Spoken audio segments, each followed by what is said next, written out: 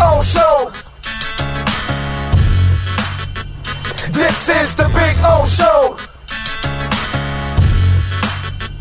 This is the Big O Show.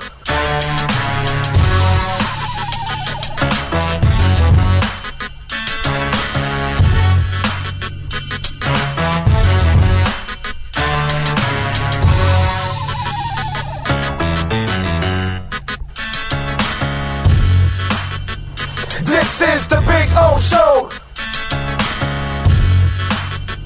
This is the Big O Show.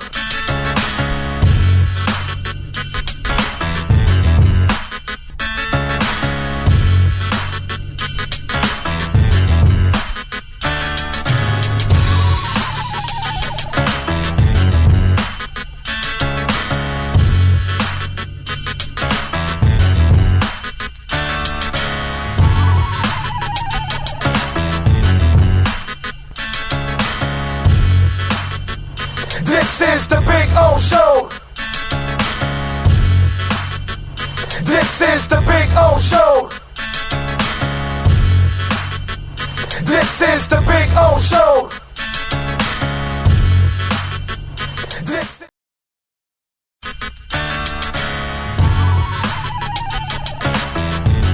So here's the putting green. See? There you go. Got two flags. One was over there where Cutter's Edge Pro. It's not coming out now. Come on. Come on, wind. Give me a little wind. No, unfortunately. But there you go. And this one says Big O here. There you go. So there's my putting green. It's about, I would say about 25 feet, something like that. I get to practice, have a little fun. See? And then, of course, we got, the bunkers. Got to have the bunkers, man. Got all kinds of bunkers there. You know what I'm saying? So that's a taste of our backyard. There's Maiden right there. Maiden. Bono, how you doing, Bono? Bono. Bono. He's a Carolina dog, by the way. These dogs are amazing. Their temperaments are awesome. But there is the Sylvester Palm, which is just beautiful. All right, call my guys, Will and Mike at Cutter's Edge Pro. They will take care of you. Dogs are not included, okay? Can't include the dogs. Those are mine. But the exceptional work, oh, baby. Oh, baby. Yes. Make your home an oasis. CuttersEdgePro.com. Go to their Instagram page, by the way, so you can see a lot of the before and after work that they do. And it is exceptional, baby. This thing's been on here for about 9 months. No grass growing through it or anything like that. Right, Bono? Huh? Bono!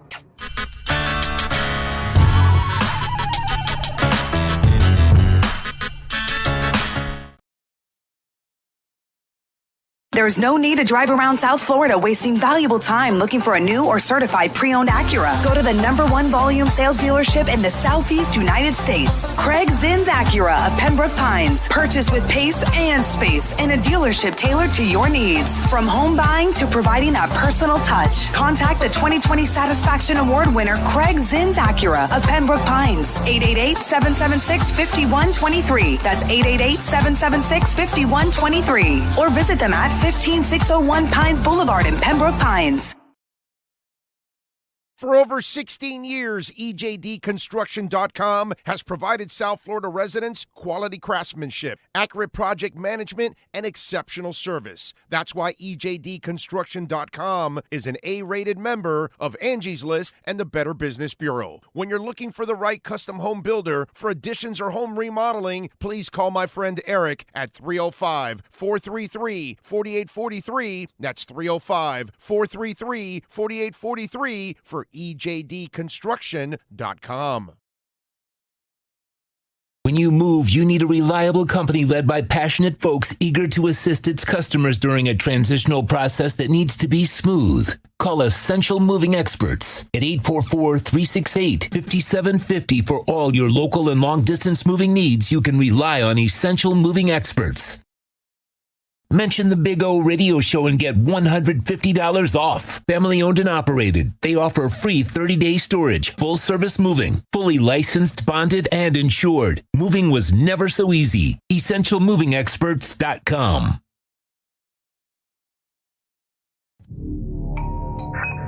I think I know what this is. Houston, we have a package. Hello?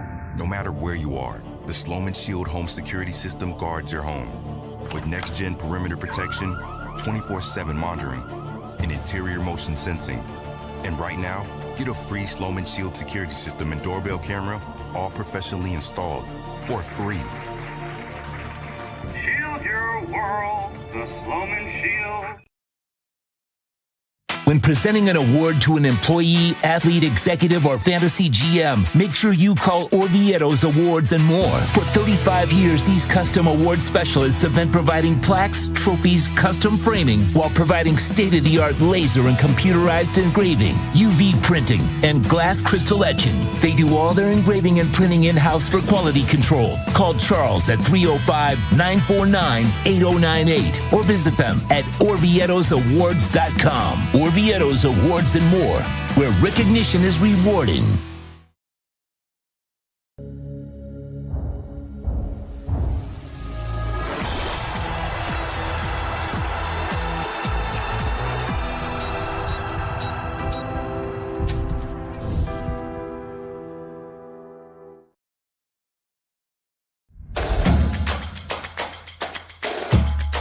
Welcome to Caneswear.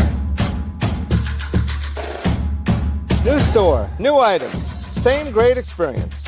Family owned and operated since 2010, Caneswear has the latest merchandise from the Miami Hurricanes, Miami Dolphins, Florida Panthers, Inter Miami CF, and more. Come visit us at our store in Davie on University Drive, just south of 595, or online at caneswear.com. Caneswear, the spot Miami fans shop. Welton Rayom has more than 62 years of litigation experience handling insurance disputes. They're committed to resolving even the toughest insurance claims quickly. Call them for a free consultation. 954-966-4646. At Welton Rayom, they don't get paid unless you win. Property damage claims to your home, business, or condo as a result of a hurricane. Welton Rayom can help. Water, mold, fire, smoke damage, Welton Rayom can help. Call 954-966-4646.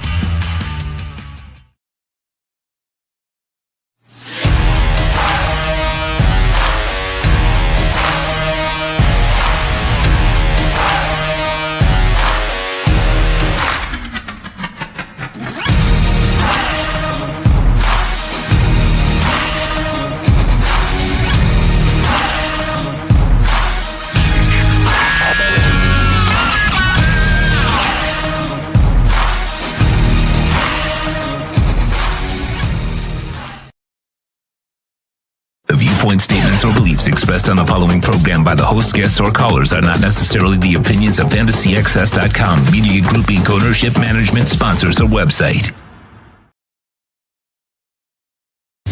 When it comes to South Florida sports teams, very few in the media have witnessed, lived, and covered it like the Big O. Let's start the program dedicated to your favorite South Florida teams with a passion that's unmatched. The Big O Radio Show is on. Here's the Big O.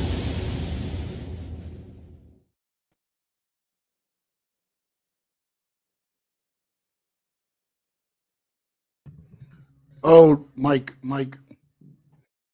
Good morning, boys and girls. I hope you're doing fractionally better than I am. Fractionally. Okay? Because it's really hard to be much better than I am right now. I wonder why. I wonder why. I wonder why. I wonder why we're at 57K.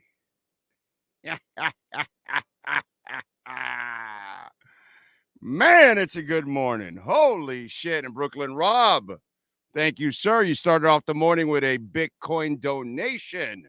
Thank you, sir.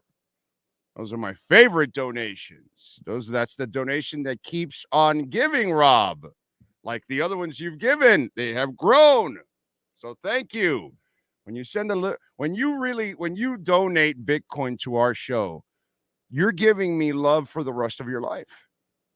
And, you and I will be friends for the rest of our lives. That's just kind of the way it goes. So, we thank you all out there, man. Woo! Woo! Man, it's just good because we've been waiting for this, I used to tell you 2 years ago, hey, this is about, 24 and 25, and it sounded like it was ahead of, years ahead, and it's so long ago. And we're saying that, 2-3 years ago. And here we are, like 23, 24, 25, really, because it started in 23, really. The bottom was really somewhere around September, August, something like that. And then everything started climbing, and then Bitcoin started hit its bottom like around December of 2022, and then 23, and then now 24. So yeah, that's how it's been. So we've been waiting for a while for this, and it's been good. It's been good. And it's going to get to a point, remember, that Bitcoin will get so expensive that then money will start flowing into the altcoins. So that's what's going to happen next. And you're seeing it already, as one of my favorite altcoins, Illuvium, is up a bunch, man, like 25 or 30%. And it is, where's Illuvium that got me excited? $134 right now. And those of us that took advantage of the dip, we got them down at $38 and $40 and $42. So now it's 134. You've already 3x'd it, So it's pretty cool. It's pretty cool. So we love it. And the Heat last night, man, I didn't get good sleep last night, but thank you, Heat. And you'll do it again to me tonight, right? Portland, 10 o'clock. So, but they won, which was good. And that was no third quarter, right? They really, by the way, the third quarter has not really been like the issue, like in years past. We used to like dread the third quarter, you know what I'm saying? But last night, 36-19, that was their third quarter, not ours. So that was good. It was good. I was sitting there going, okay, we don't have the third quarter. They do. Thank God. All right, let's rock. That was good last night. And then we've got some Dolphin stuff to talk about. Actually, I don't do the hypothetical bullshit and all that and start creating, fake talk and all that. But no, when we have real talk and stuff that we can talk about, I will. And I actually have 1, 2, 3, 4 different talking points today for the Dolphins. That's a lot for an off season. So there you go. 4 different rants that Sean will probably put up when it's all said and done. Joseph is number 1 in our roll call. He says, good morning. Great Heat win last night. Let's do it again tonight. Well, it'll be a little easier tonight, right? Tonight we get to slap Portland around a little bit. Last night was the difficult game, and I love how they're playing, man. I love how they're playing. Jaquez was terrific last night. Bam, by the way, got to give Bam some love, man. He played really well last night. Kyle Cockrell says everything is green, Big O and Sean. And the chat, hopefully everyone has been listening and packing their bags. It's a great morning to be alive. I got up this morning, took some profits. I feel good. That's right. There you go. That's smart, Kyle. Take profits along the way, baby.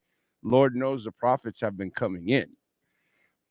Stephen Harris, looks like I'm early. Yes, you are. Thank you for being early. Jay Gelfin is in the house. Another chapter added to the Duncan story. So he led the team with 11 assists. Yeah, no, I mean, Duncan, I'm telling you, he's headed down that UD path is what he's doing. Omar Lopez, John Padilla, Gus 1388 says combine time, wheeling and dealing. Yeah, we got some stuff to talk about with that. C. Dola is in the house. Steve Chapman.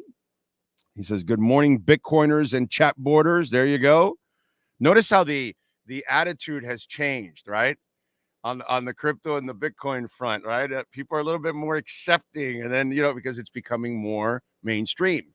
And more people are finally being convinced that it's the right way to go. even though I've been telling you for years, but, you know, what can I say? This happens to me all the time. Today at noon, I know it's going to happen with Chris Perkins of the Sun Sentinel. I'll be on his show at noon. So at noon, this show will end around 11:55 today. It's already kind of set because I got to be on at noon with Chris Perkins. So we'll be doing the Sun Sentinel at noon with Perk, and we'll have some fun there. Steve Chapman, Coach AJ, GP Trap, Steven Gonzalez, Triple J. That kid's going to be a superstar. Hells to the yeah. I mean, 26 points, 12 of 17 shooting, incredibly efficient last night. 5 rebounds, 3 steals. Triple J is the shit, dude. You got to love him, dude. Alexis Palenzuela, Think Blue Dodgers, is out in L.A. Kyle says, everyone that's invested in crypto, do yourself a favor and really research on when and how to take profits. Don't ride your bags all the way down. That's right. He is right. He's right. He's right. When you're right, you're right. Chad is in. Ryan AP. NorCal. Sorry I missed you guys this trip. TPP raised $71,000 for DCC. Hope to see you in LA, Seattle, and FCW24. All right. Congratulations, NorCal, and everyone at the DCC that raised money for a great cause. One-Eyed Jack says, good morning, Big O and Sean. All I want for free agency is Derrick Henry and Patrick Queen. Stetson O, GM to all, Brian Landis, Ray Sosa, Miles Deep. Ray says, great game by Jaquez and Bam. Yes, agree. Brooklyn Rob is in the house. Thank you, Brooklyn Rob, again. Appreciate the donation. Remember, you can make a Bitcoin, or you can make a donation at Cash App or Venmo at Cash Big O Show. That is Cash Big O Show, Cash App or Venmo. And of course, you can also make a Bitcoin donation there at the same time too. Okay, so there you go. What else do we have? Ray Varnicus, Jamie Zoria out in San Jose. He reminds everybody to smash that like button. Captain Saki. Yes, sir. Tarpon Springs, right? Is that it? Is that where you're at, right? I think it is. Christian, Share Bear, Brandon Flood. Let's see. It's all about the Heat, says Josh. Dan B. Good morning, sir. That's on YouTube Live, Sun Sentinel. Yeah, it's on the Sun Sentinel. I'm sure Chris Perkins on his Twitter feed will have the link and everything. So, yeah. NorCal says, free Wi-Fi on JetBlue. I'll listen to your show as I head west. See ya, fan club weekend, Fins fan. There you go. Nice. Thank you, NorCal. Pipe Man Slim, what do you think about Flare Coin? Don't know anything about it. Don't know a damn thing about Flare Coin. It's the first time I've ever heard of it. So, you know me. If I don't know something, I'm going to tell you. I have no problem with that. So I can't give you anything positive, negative, nothing, dude. And that's the first time I've heard of it. Share Bear says, carry your own bags. That's right. JS says, my crypto portfolio looking good. In the words of Meek Mill, I used to pray for times like this. There you go. Good morning, Big O. Loved yesterday's show pointing out the generational difference. You are a doctor of common sense. Contingencies. You and I had contingencies, Ocala Joe. These kids, they got no contingencies. We had layers of contingency. These kids don't have anything at all because we're not allowed to. You know what I'm saying? So, yeah, that's where that Papo or Papa or whatever his name was, that's where he read that one way off, dude. Way off. True Fin Fan reminds us with a little super chat. He farted in a meeting today. 2-day suspension. That's because they listen to the show and they know that you're the culprit. See? There you go. That's what's going on there. You were busted. There you go. Steve, Hateful Steve, sending in some love on Venmo. Thank you. Although he says about Trump, says, you see, Trump started laying out policy plans and wanted to loosen restrictions. Actually, he laid out no policy, no nothing. Okay, nothing. They just asked him about Bitcoin, and he said, well, it's growing and has its own mind, and it's growing. I can do with or without it. You know, Steve, that's the problem with you Trumpies. You don't really listen. You don't really pay attention. That's the problem with you Trumpies. You know, and what, you're going to take his word? Did he build the wall? Did he make the Mexicans pay for the wall? No and no.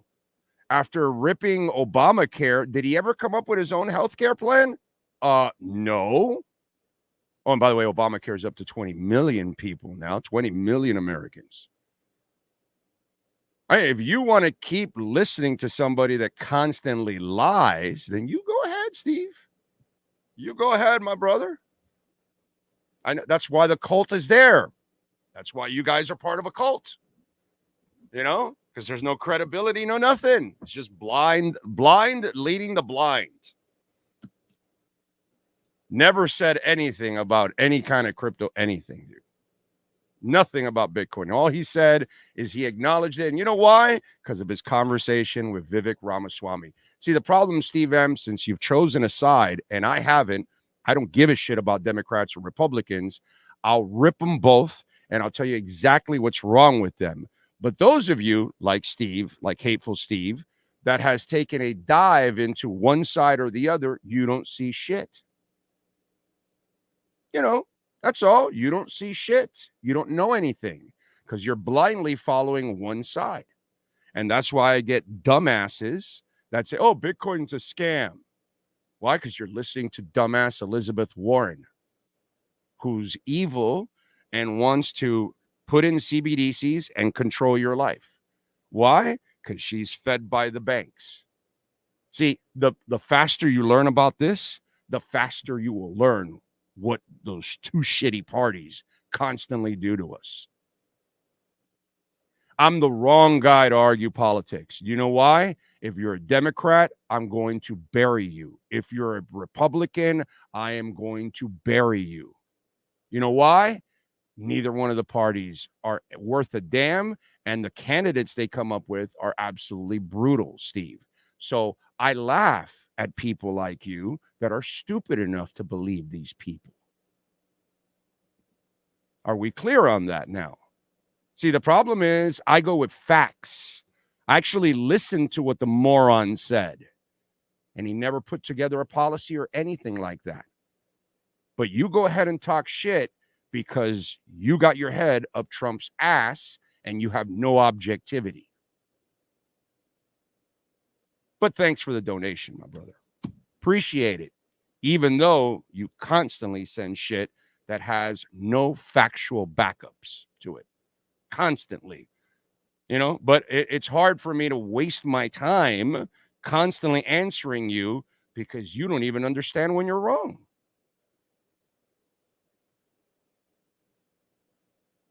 Trumpies, the most uneducated people out there. The most I've ever seen. The most uneducated people I have ever seen in my life in politics. It's shocking how lost you people are. Anyway, it's like, you know, they just come up with shit, dude.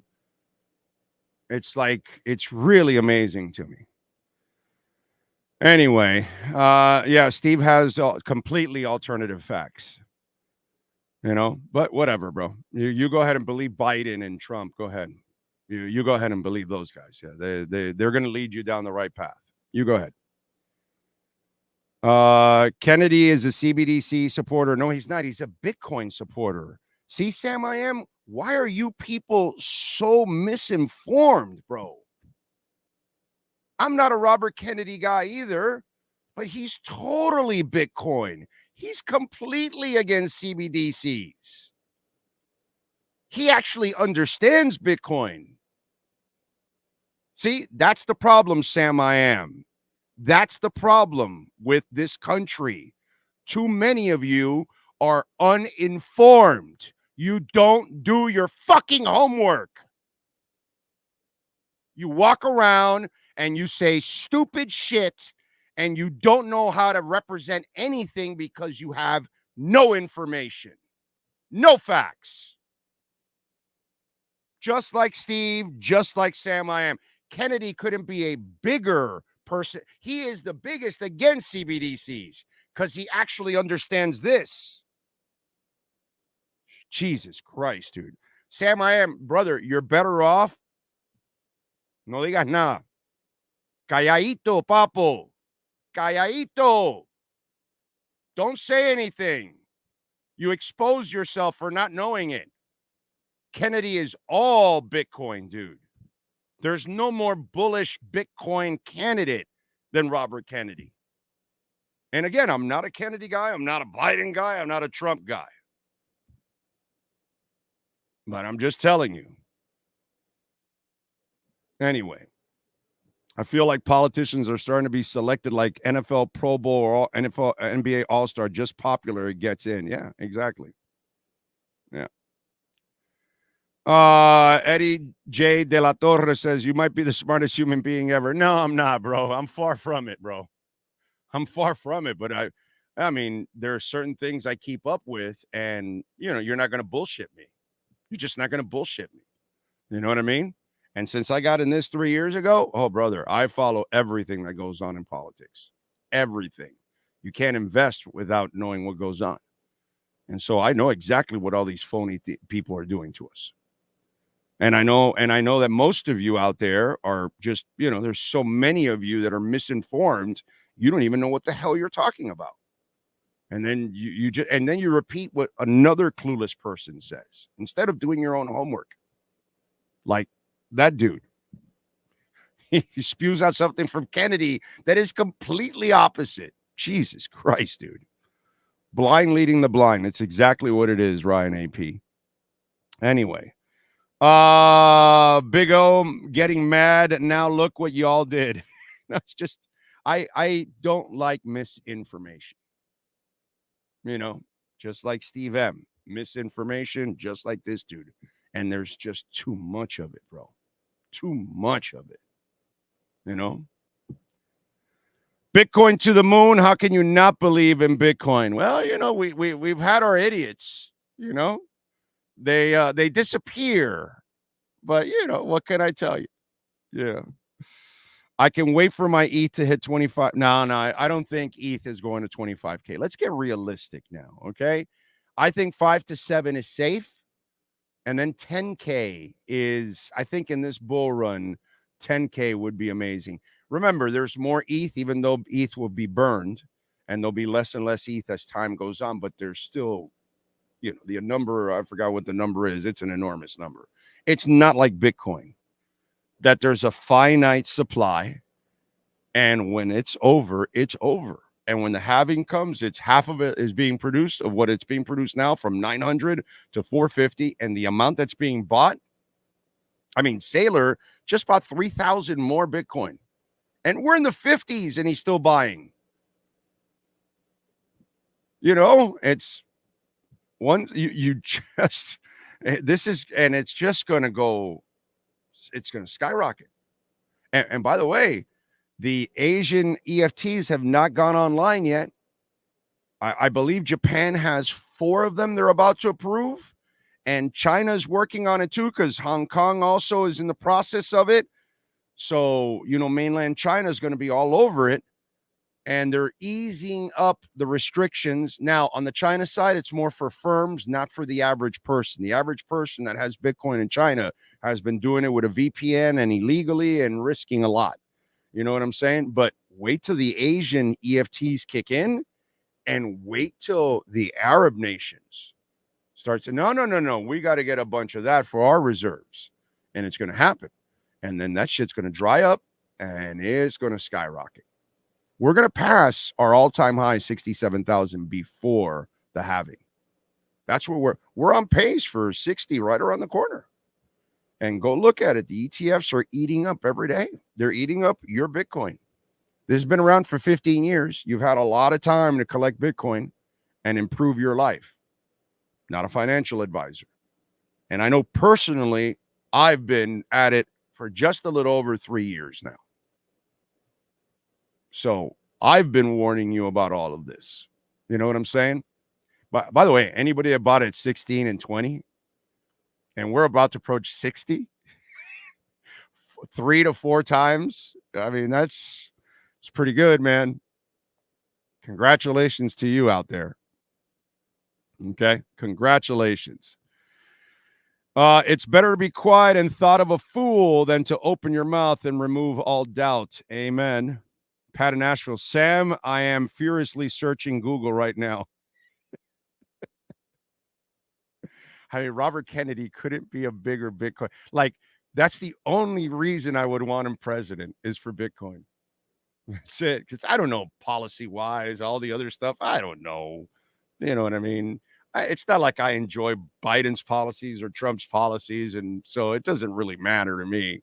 It's not like I'm ever going to find somebody that I think is kind of like, you know, for Americans, not for one far side or one far side, you know, progressives and the MAGAs. That's like ruining everything, you know. It's the Bernies and the AOCs and the Elizabeth Warrens, and it's the Trumps and the Jim Jordans and the Marjorie Taylor Greens and all that kind of shit. That's what's ruining everything, dude. Everything. Oh, when Bitcoin mining is over, do you think they'll do another type of Bitcoin with the same parameters? No, there's other cryptos going on, Ethereum and everything else. Now, remember, you'll still have validators because you're going to have transactions. So you'll have millions and billions and trillions of transactions. So you'll still have, you know, validators. But remember, Bitcoin mining will still be going on for decades, still another 40 years.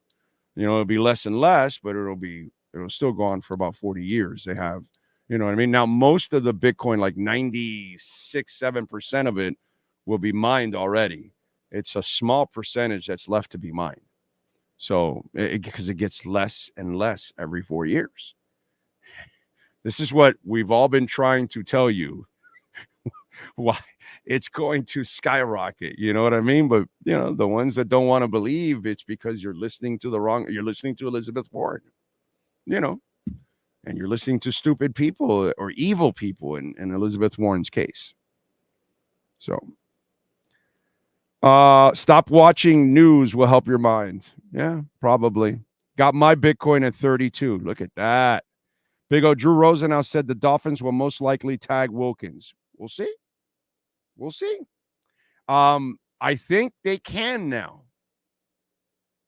That's what I told you before, right? That they could, like, you know, was it Friday you asked me this, right? At that Hialeah, right? And I think he did a segment on it, on the audio side or the video side, I think too also. They could pull a dick move because they'll have, you know, we've gone from this cap crisis, right? And all these cap crisis people, I would imagine they've been walking off the ledge already, right? And I told you that they've gotten to a point where they might be able to still tag him and hold on to him for one more year, but not really give him a long-term contract. So that'll be interesting to see how, because they have enough space and enough flexibility. As I've told you, the flexibility is not going to be a problem this offseason.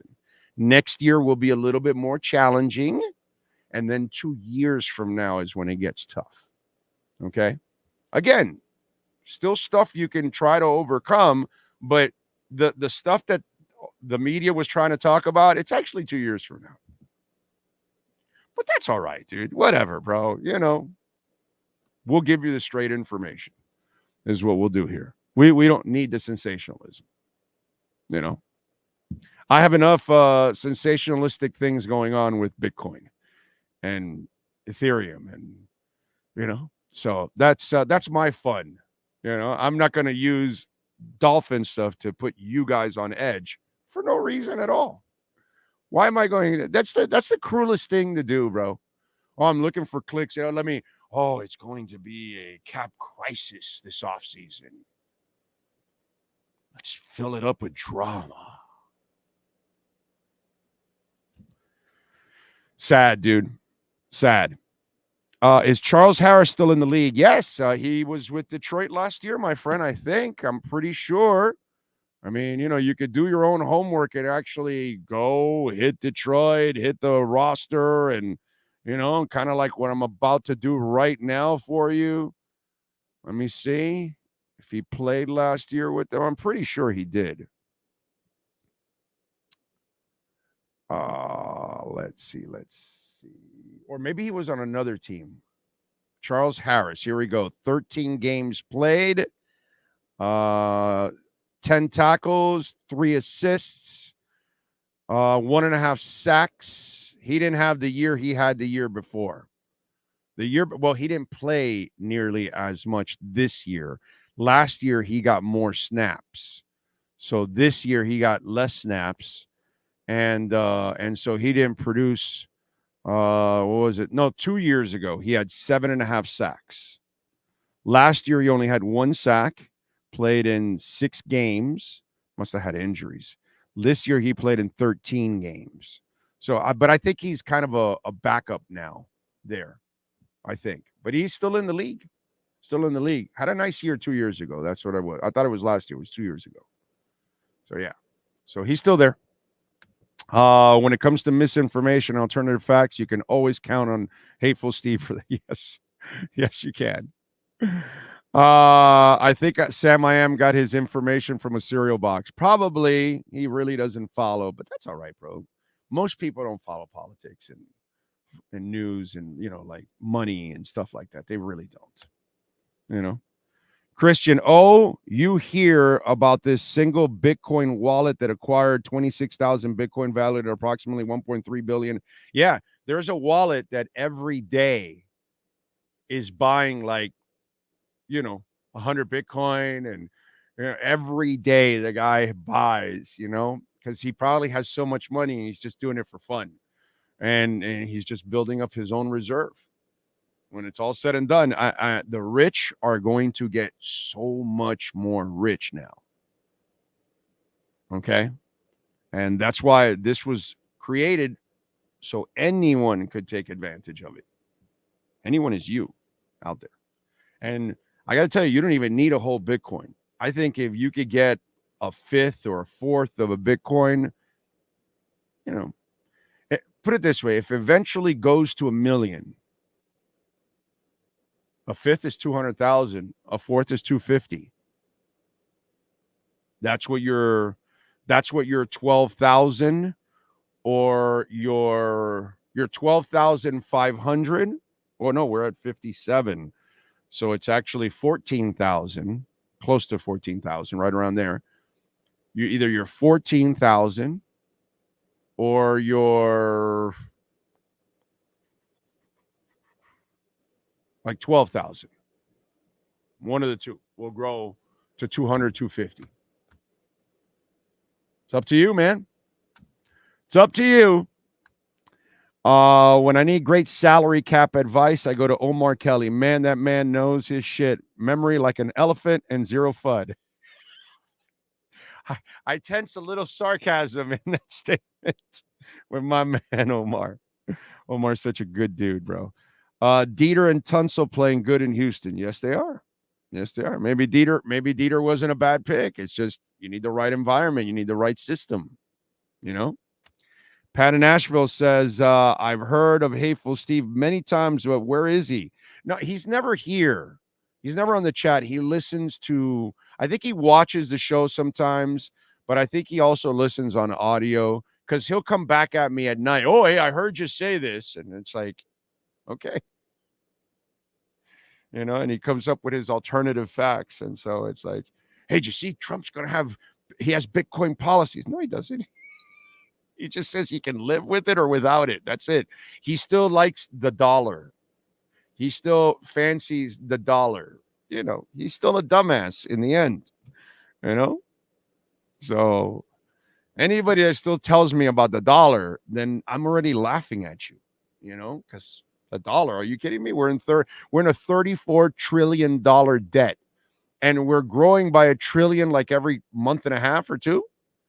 Yeah, no, we're not. Do you guys know that our interest debt payment is like I forgot the number, but what we're just paying in interest on our debt is more than some countries have normally just in their debt. The interest of the debt, not the debt itself. I don't think people really understand how bad it is. I think most of America just does not understand how bad our banking system and our money and how weak our dollar is. So last two presidents, this one and the last one, 16 trillion they have printed. They killed the value of our dollar. Killed it, bro. Assassinated it. Oh, let's see. Hateful Steve never types in the chat because he knows he'll be ripped to pieces. Big O, thoughts on precious metals. I do have a thought on it, by the way. Let me go to David Furones here real quickly. I do have a thought. Even though I'm not a gold guy, I'm more of a, obviously, because it's better, valued a hell of a lot more. But the bottom line is gold is going to go down now. People are getting money out of gold and going into Bitcoin because it's liquid. It's, and there's a lot of funny stuff going on with gold that, people think they have the gold and it's really a paper, not really gold. And so there's been a lot of funny stuff, just like silver. There's been a lot of funny stuff over the years. But when it comes to that, I think gold will be very viable down the line because I think it's going to plummet. And maybe it plummets down to 1,400, 1,200, 1,500, 1,000 from the 2,000 mark. And then that's when you pounce. And you buy some, not a lot, some. I don't mind doing that. You know what I mean? But I don't have any now because gold sucks. It doesn't move. It's been stuck around the 2,000 area for years and years and years. Barely moves. Bitcoin moved a couple thousand yesterday. Bitcoin moved the total price of gold yesterday. Come on, man. I mean, it's kind of stupid. Anybody that tries to even compare gold to Bitcoin, you can't, bro. You can't. Anyway, let's do it. 57K, baby. All right. The one and only Ho Yoon, thank you for the love on Venmo, my friend. I appreciate you immensely. Thank you, thank you, thank you. Remember, Cash App or Venmo, Cash Big O Show. That is Cash Big O Show. It is time for David Furones and our Welt and Realm Miami Dolphins report. All rise, football fans, as the Welt and Realm Miami Dolphins report with David Furones is in session. Welton Rayom has more than 62 years of litigation experience handling insurance disputes. They are committed to resolving even the toughest insurance claims quickly. Call them for a free consultation. 954-966-4646. Here's Miami Dolphins insider David Furones. There he is, locked and loaded and ready to go. How you doing, bro? How's your Bitcoin bag? Oh, see, I'm missing out on all that. You had to throw those numbers out there right before I got on. So, yeah, now that FOMO was definitely hitting me. We were talking before you were on it. Yeah. Are you kidding me, dude? The way the market is going, I mean, it's, we're loving life right now, bro. Right now, it's things are as they say, out of control, my friend. Bitcoin over 57. We'll be at 60,000 soon. We're off and running, bro. We're off and running.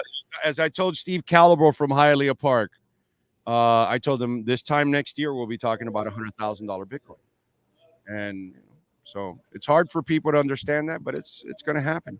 How about Jonathan Jensen? He says, my 22-year-old son has 2 full Bitcoins. Any suggestions on his plans going forward since he bought way back in 2018, so he got it real cheap? Hold forever. I know you're not a financial advisor, LOL. Yes, you hold forever. You don't sell your Bitcoin, okay? You sell all the altcoins. Bitcoin, you hold on forever. He's going to become, Jonathan, his own bank. He will be able to lend out money, and he's the one that's going to be getting all the interest. and he's the one that's going to get all the leverage. So yes, you hold on to your Bitcoin, my friend.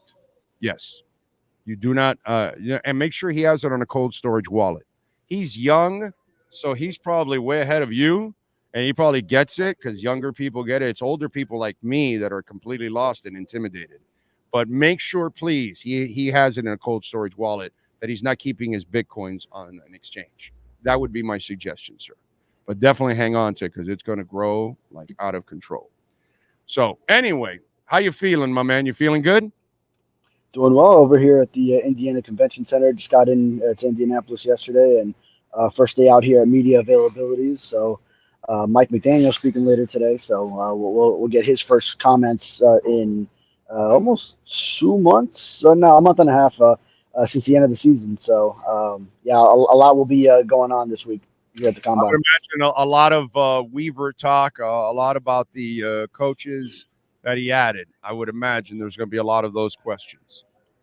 Sure, yeah, coaching staff, and then this time of year, always a primer going into free agency, and obviously the Dolphins have the big decision to make on Christian Wilkins coming up, March 5th deadline, if they do decide to franchise tag him, and then obviously trying to work out a deal, and then a lot of other storylines going into free agency, and then obviously this is the Combine, so the bottom line, they're here to see prospects, so maybe some draft outlook as well, where the Dolphins still do have a first-round pick going into the final 2 months leading up to the draft.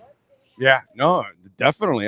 They definitely have the pick, but they also have options, and that's the good thing. They're going to have flexibility, which I think you're not into the cap crisis thing anymore, right? We're done with that, right? We're past that.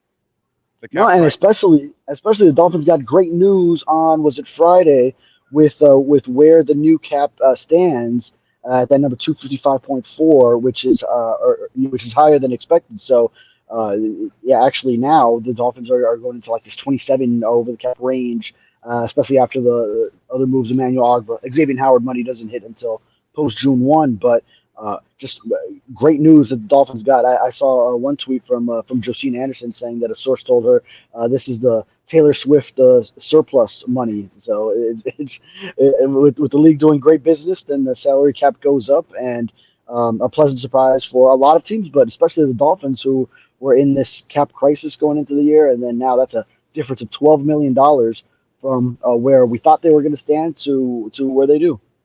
Yeah, so I think everything will be very workable, when it's all said and done. I am even more so than before, which already was workable. And I know the other report, and I do trust Dan Graziano is one of those guys I do trust. The only thing is, I have to still see it to believe it that they're going. Because I think because of the cap space. I think there's a chance they could tag him and hold him for one more year, and kind of a dick move of not giving him a long-term contract. What I still don't believe is there will be a long-term contract, but because of Friday's actions, right, I still think they can make all their moves and tag Wilkins if they felt like it now. Something I don't think they could have done before Friday's news. But now with Friday's news, I think there's still a chance they could tag him and hold on to him to make a run for one more year. Your thoughts on that? On tagging or actually getting a long-term contract? Yeah, I think you go to the negotiating table, and then if Christian Wilkins' number and the Dolphins' number, then they still can't make progress and get somewhere close to a deal, then you proceed with the franchise tag, especially with the news that you have more of that flexibility for 2024. So, yeah, you can afford that $22 million tag, go for it, and then you have him for at least one more year, and it's not really his decision, it's the team decision. And then you hold off on your long-term plans with him, especially if you can't reach that number. So I would say try to first, and then if that number, if you can't settle on the number that suits both sides, then go ahead and franchise tag him. That's your option. That's the best player to utilize the tag on. It's really the only player that's up for it for the Dolphins. So go ahead and move forward with it. What'd you think of the Tyreek Hill comments on taking up karate and MMA and all that kind of stuff? I the fighting and all that, I think that's just him clowning around. to be quite honest. He won't be able to do it anyways in the NFL. But bottom line, which I actually think that's a good thing for him to practice other things. If it can help him hang on to the ball, especially, that would be nice. Yeah. Okay. So refresh my memory on what it is. Tyreek Hill. What did he say exactly? He was on a podcast and he says that he's adding to his offseason regimen karate and MMA. You haven't seen this? No. This is the first I hear it. Okay. All right. So yeah. Okay. So and then he joked around about taking on Jake Paul and talking to Dana White about getting in the ring, which it's really an octagon, but whatever. So yeah, but to me, that was kind of him clowning around in the podcast. So that's why I wanted to ask you, because I actually think working out in other ways than whatever sport you play in, I think it's a positive because it works other muscles and hand-eye coordination sometimes becomes even better when you're doing other things outside of what you normally do every day. So to me, I find it as a positive that he's going to do, something like that, adding karate and MMA to his regimen. yeah, they say that for kids growing up all the time. Don't focus on a sport. Let yourself develop in various sports, and then later on you can focus in on whatever you're best at, wherever you have the most tools to move forward and advance through levels. And yeah, well, now for Tyreek Hill, you always have to take what he says with a grain of salt. He clowns around a lot in interviews. Sometimes you can't tell when he's being sarcastic, when he's really being genuine with what he's saying. So I'd have to hear the tone in how he said it. But hey, it's like Tua did jujitsu last year. It's I guess everyone's trying their different martial arts to work out different muscles and build different muscle memory. Yeah, exactly. And the martial arts does, he does have a lot of contact. So maybe that will help him, and maybe also body control in the air. That might also help you a little bit more in those areas. So to me, I found it to be a positive. The other thing that came out, and everybody got on top of it, the Jets are releasing Laken Tomlinson, and obviously he was with the Niners, and McDaniel was with the Niners, and they've had their guard issues, especially on the left side. Isaiah Wynn was looking good, so he is going to come back, and hopefully he can, start to build on what he was doing last year. But are you looking at Tomlinson as an option for the Dolphins? Yeah, that certainly has to be an option. That makes your ears perk when you think of Mike McDaniel's history with him. And he even brought him up one time last year.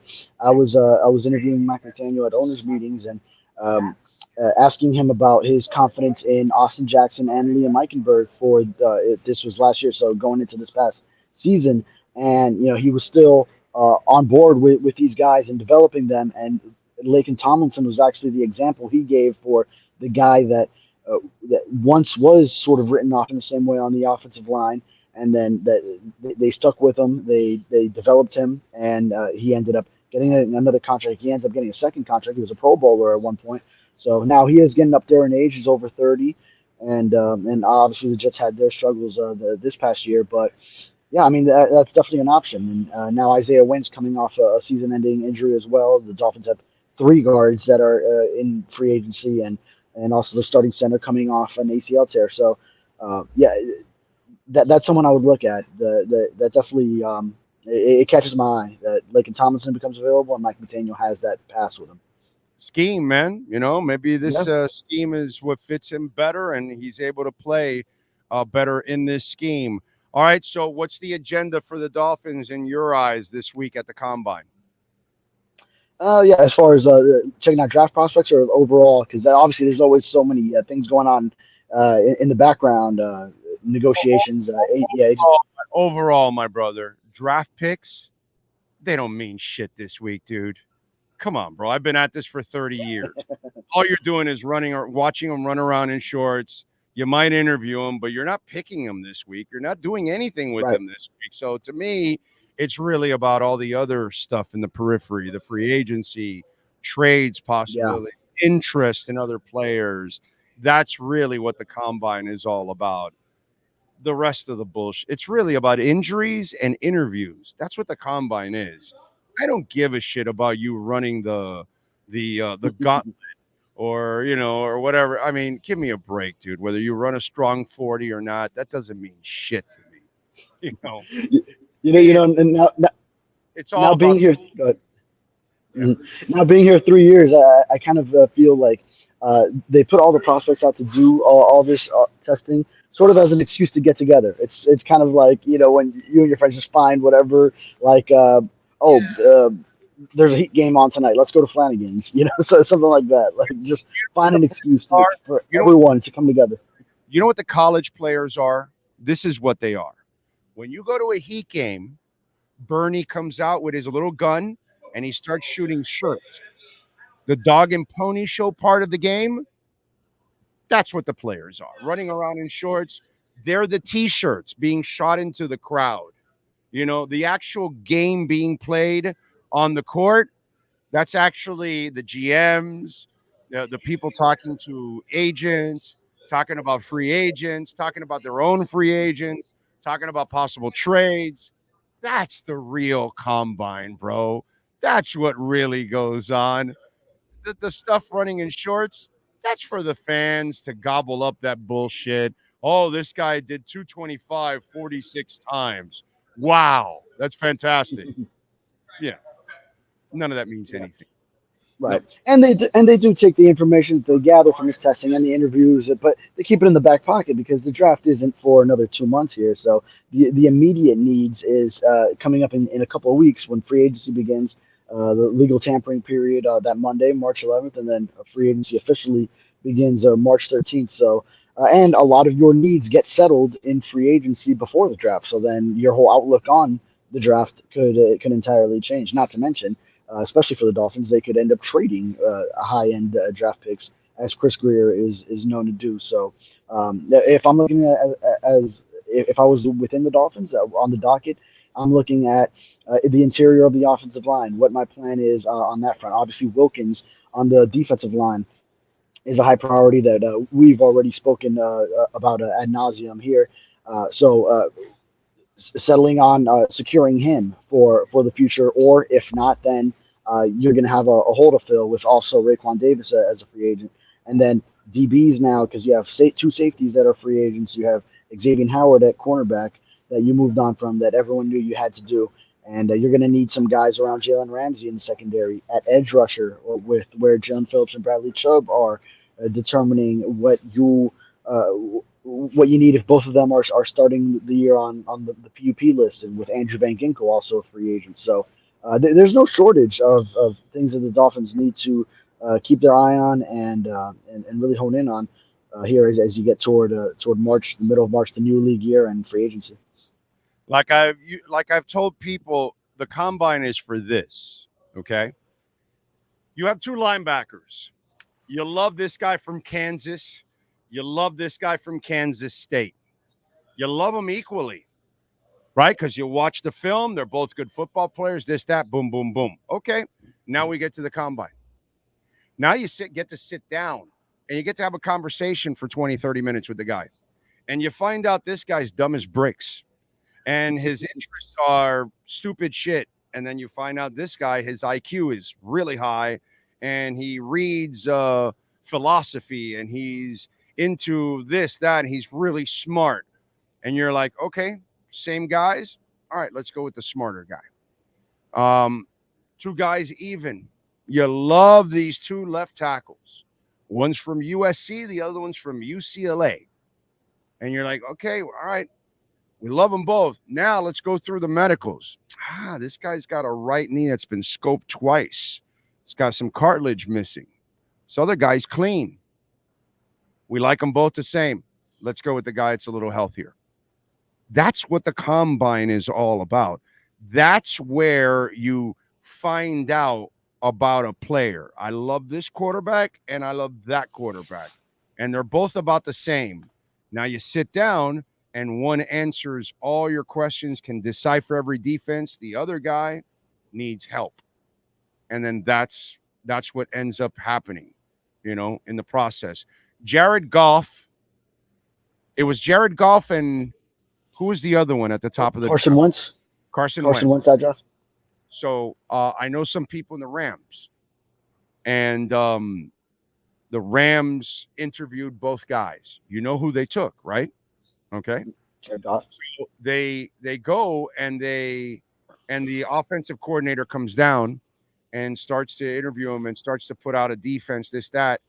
And Jared Goff answers all the questions to a T about what this defense is doing, what that defense is doing, this, that. And Wentz struggled with it, right? So they end up taking what's it called? Goff over Wentz because of the IQ session of deciphering defenses. They liked them both equally, but they wanted Goff in the end because of that. Yeah, it's those kind of tiebreakers that I think is kind of what you're getting at in making these decisions. And sure, I mean, you never know. You know, when that's what went on with the Rams. The Rams were like, no, we got to get Goff.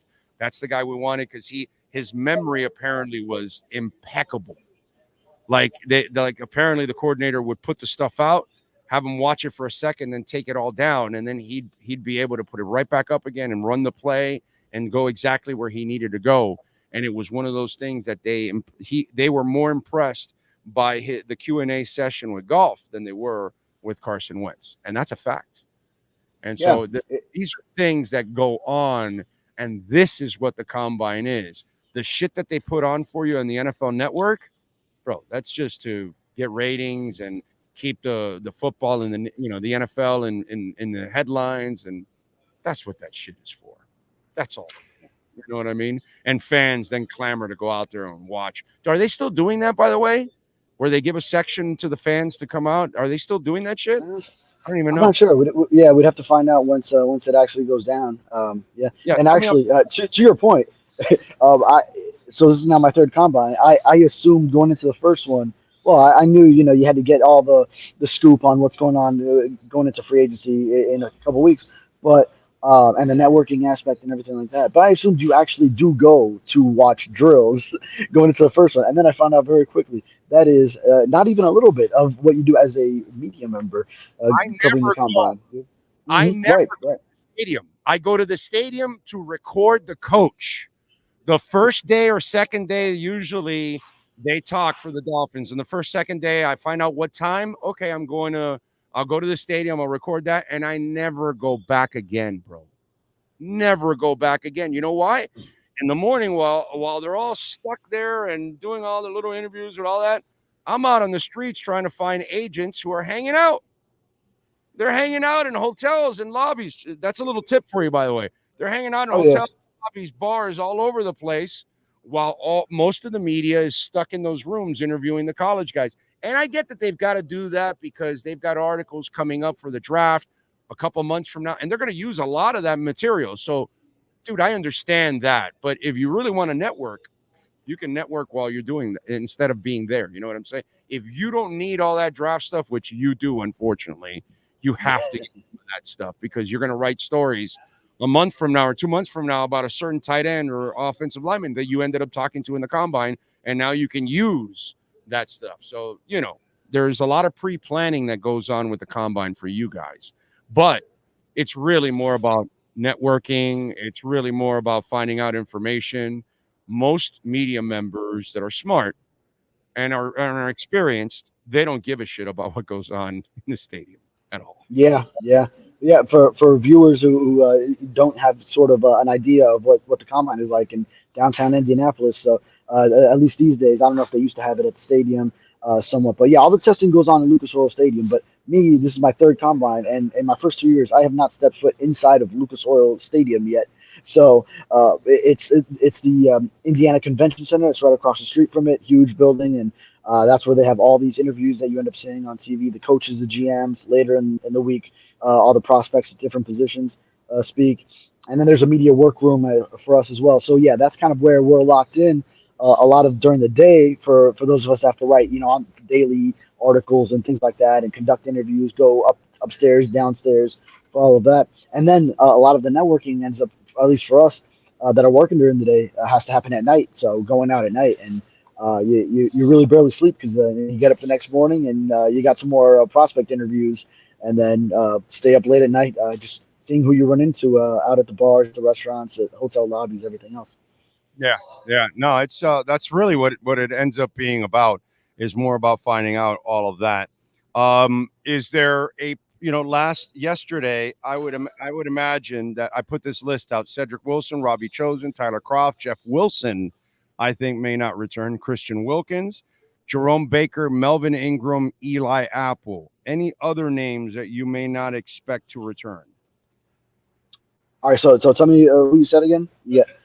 I said Cedric Wilson, Robbie Chosen, Tyler Croft, Jeff Wilson, Christian Wilkins, Jerome Baker, Melvin Ingram, Eli Apple, besides, of course, the cuts that they just made with X and Agba.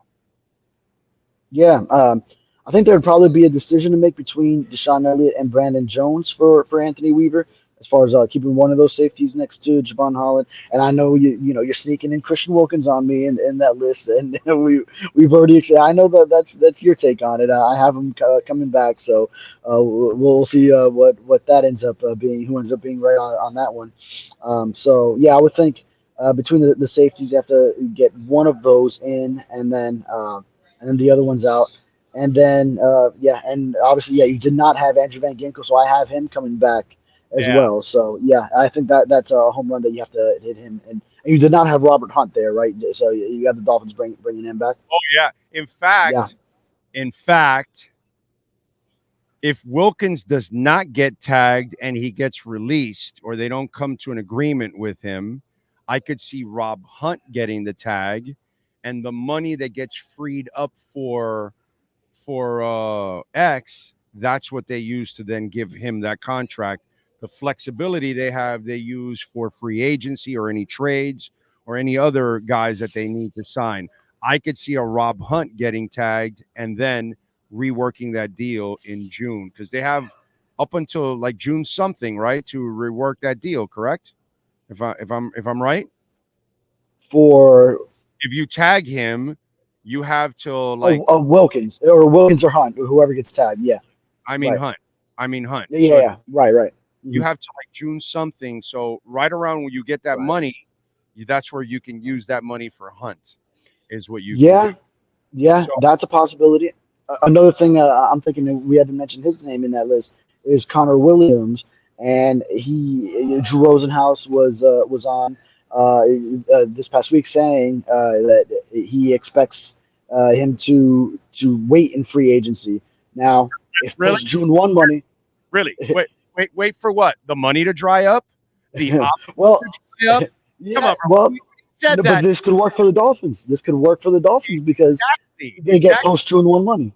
I know, but it sounds like it sounds like really creative bullshit on his part. But if you really know what's going on, you can't wait in free agency, dude.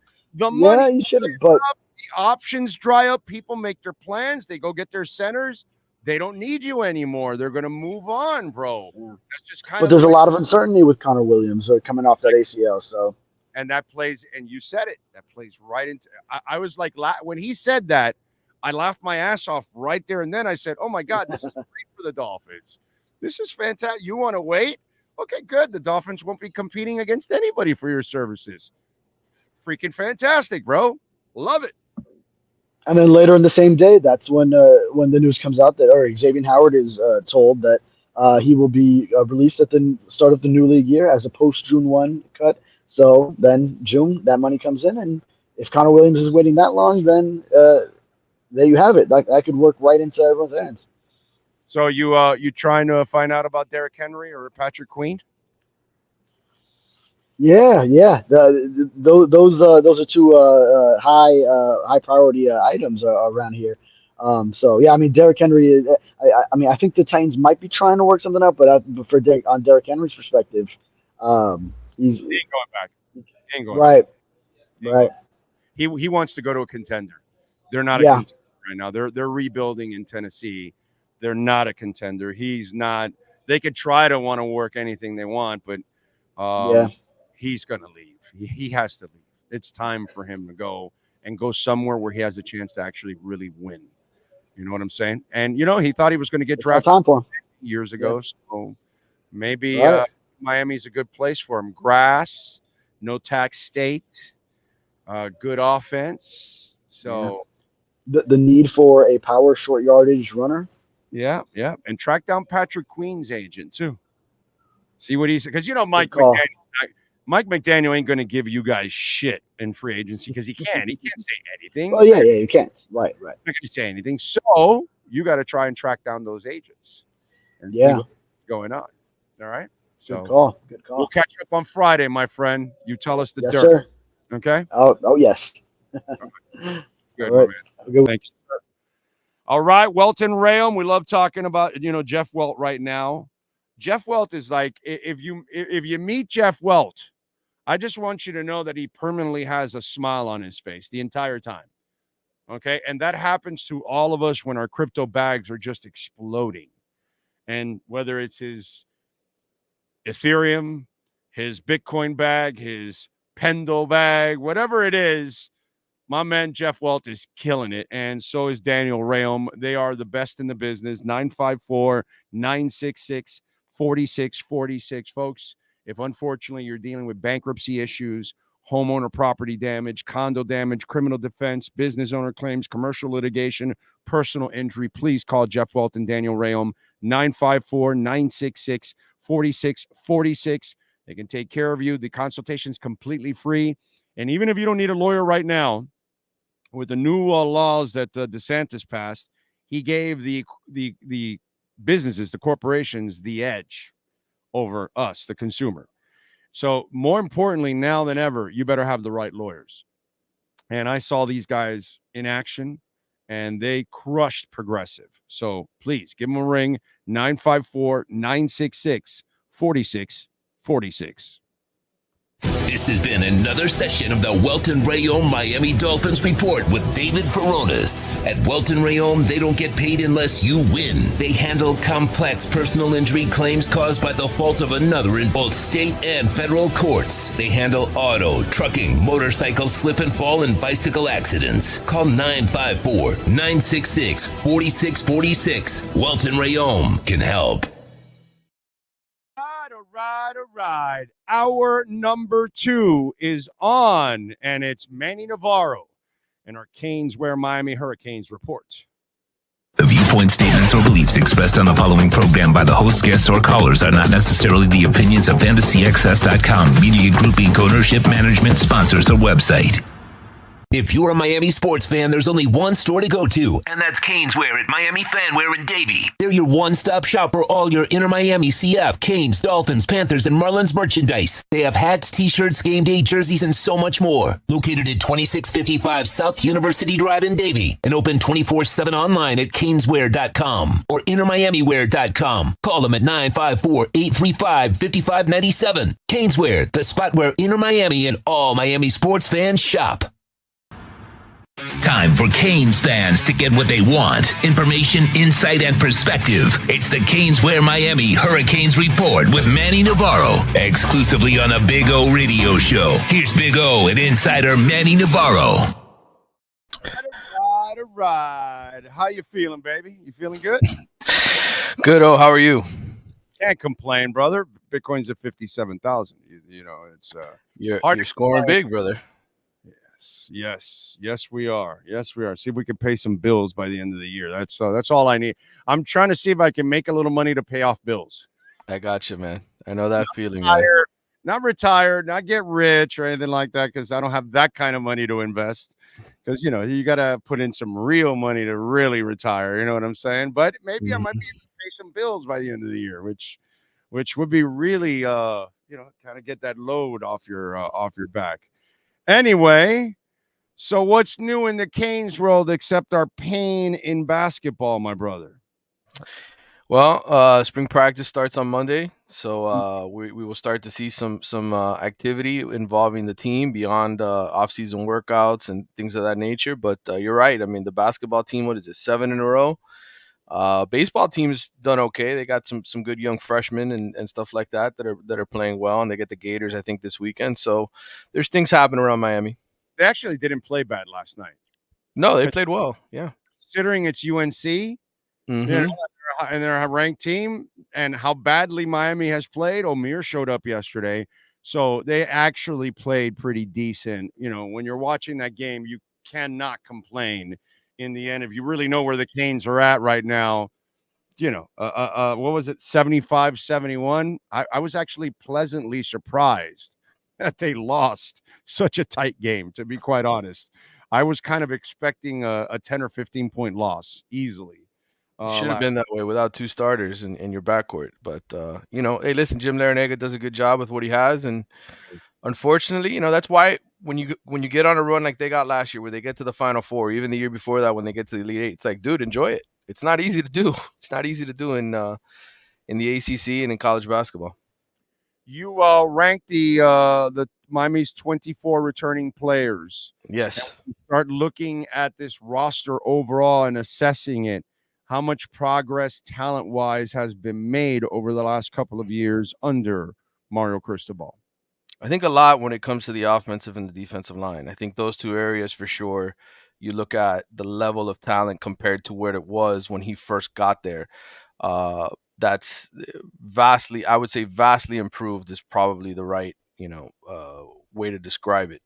I think there's other spots on this roster that have improved as well. Maybe not vastly. I think linebacker's better. I think running back is a little deeper. But I would say, receiver, quarterback, right? Outside of the transfer portal, getting a few transfers. I think cornerback, safety. So areas where you still don't know what they have in terms of, is it elite enough, right? To get them to a college football playoff and win national titles and things of that nature. So, but up front, I would say in the physical areas, which is where Mario specializes in, that's improved vastly. By the way, what do we know? Now I'm brain farting. The running back, how's he doing, bro? Yeah, Mark Fletcher, I had told you guys before that he had injured his foot, obviously, and I heard Liz Frank this week was what somebody mentioned to me, that it might be a Liz Frank related thing, so it may spill into the beginning of the season, and if that does, then that hurts you, right? You're hoping it's not that, but look, there's going to be a lot of guys that are out this spring as usual, having surgery to get stuff done. Francis Maigo, he was a freshman All-American right tackle. He had something done in the offseason. He won't be in the spring.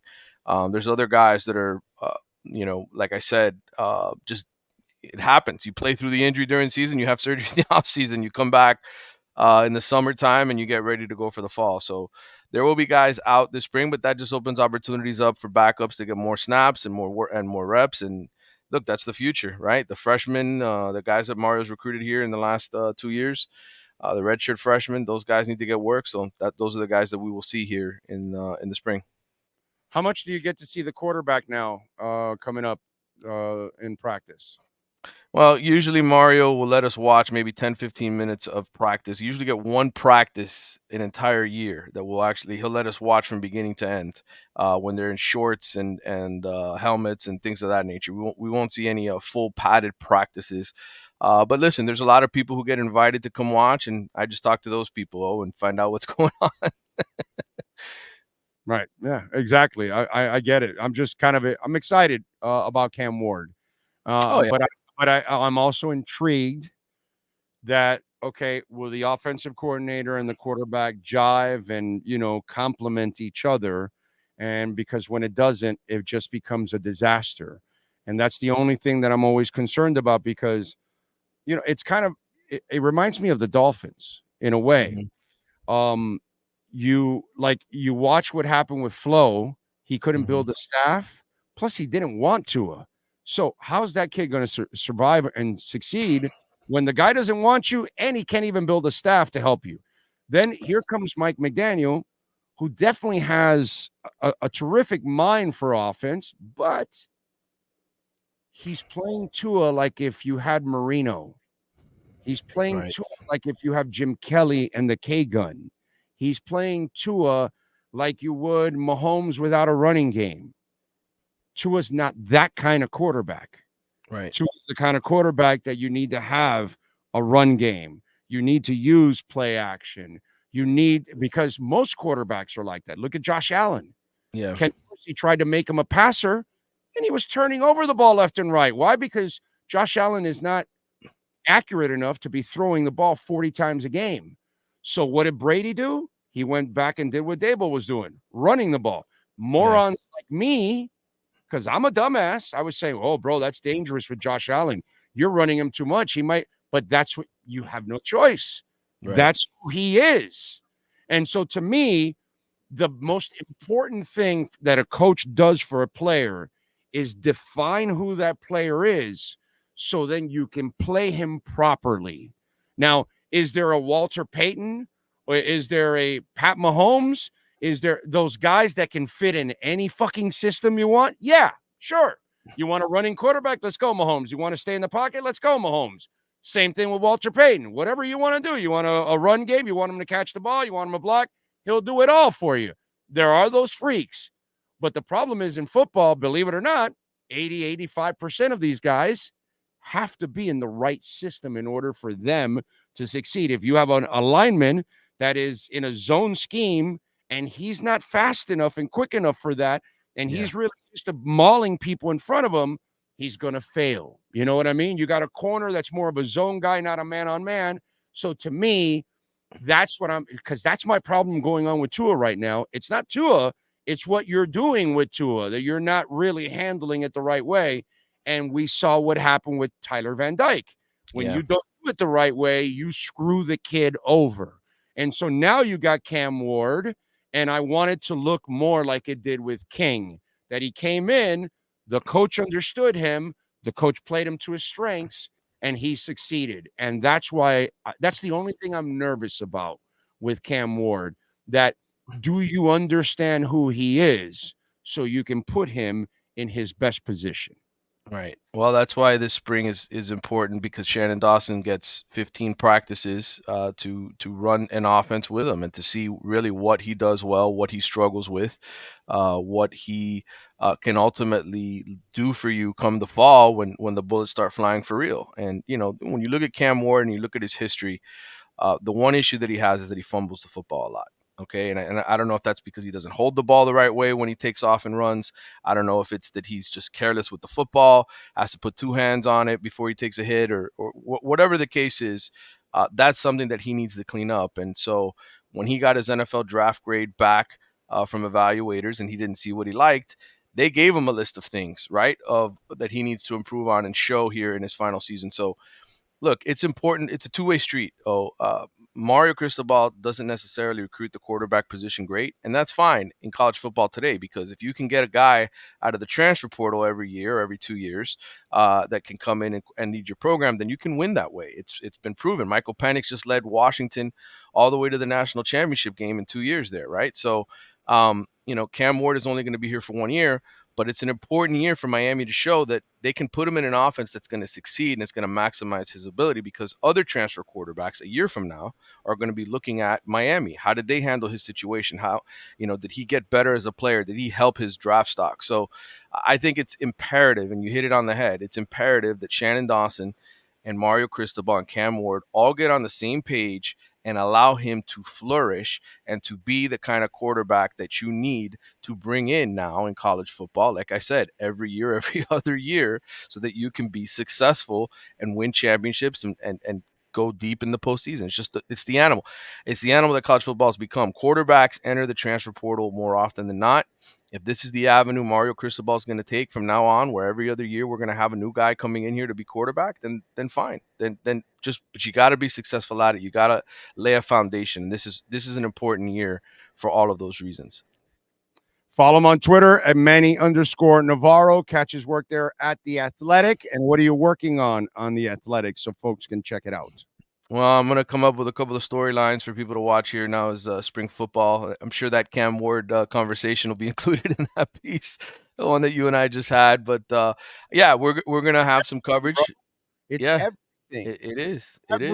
You must define your player properly, or you will screw him and your team. And I'm just tired of watching Jamar Fletcher play man-on-man when he's a zone guy. I'm tired of watching, you know, Ryan Tannehill. You're trying to make him a passer when he's really not a pure passer. You're going to have to use his legs and the running game. And then I'm watching the Tua thing, And I'm trying to explain to people that Mike McDaniel has made him a gunslinger. That's not what he is. You're not supposed to. Bob Greasy's not a gunslinger.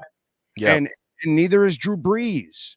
These people, you have to give them a complimentary running game, and you must stick to it. And you've got to learn to spread the ball around. You know, like he's fixated on Tyreek, and you're making him a gunslinger that everybody knows where you're slinging it to every time. Right. It's just not a way to succeed in life, bro. It's just not. No. And so I just see it all over the place, where you try to place somebody where they don't belong and they can't do the job. And then you keep putting the square peg in the round hole. And that happens in every sport pretty much. And it kind of drives you crazy. And that's why the Cam Ward thing, I'm very intrigued, because I want to make sure that this offensive coordinator puts the kid in the right position. So maybe we can have an offense. You know what I'm saying? Yeah. Because, bro, you know, if he can beat Geno Smith, right? You think of Geno Smith at West Virginia and that wide open offense, and Shannon Dawson was a part of that at West Virginia. And you think about that team that put 70 points up in the Orange Bowl against Clemson. If Cam Ward becomes that guy, not only does that lead to a great season this year for Miami, but it leads to great seasons down the road, because now there's going to be other quarterbacks who say, this coordinator and this head coach can take me places. And so you do it once, you do it the first time, leads to a second chance, leads to a third chance, because even if the next guy isn't as successful, you can say, well, Cam Ward had a great year, right? Exactly. He did it once. So that's why it's so pivotal for Miami here in year 3 for Cristobal. Now that he's got the offensive and defensive lineman that he wants, for them to come out here and show major improvement. All right. Follow him on Twitter, Manny_Navarro. Make sure you subscribe to The Athletic. Manny, we'll catch up later in the week, my friend. Thank you so much. All right, brother. You take care. You got it. Don't forget, Canes wear, baby. You want to get that messy jersey, that messy shirt, an Inter Miami shirt, a Heat jersey, Heat shirt, Heat hat, Marlins shirt, Canes, anything and everything with the Canes logo on it, Panthers. They got it all there at Canes wear. And 10% off by using our code BIG010. That's right. So whether you do it online, BIG010, you will get 10% off, or you go in person, BIG010, you'll get 10% off. Go to caneswear.com. And online, if you order over $99, you will get free shipping. caneswear.com. Welcome to Caneswear. New store, new items, same great experience. Family owned and operated since 2010, Caneswear has the latest merchandise from the Miami Hurricanes, Miami Dolphins, Florida Panthers, Inter Miami CF, and more. Come visit us at our store in Davie on University Drive, just south of 595, or online at caneswear.com. Caneswear, the spot Miami fans shop. All right. A little Perdomo action. Why don't we give the Heat a little victory cigar for last night, Sean? Come on, spark it up. There you go. A little Perdomo action for you. Let's see. What do we have here? By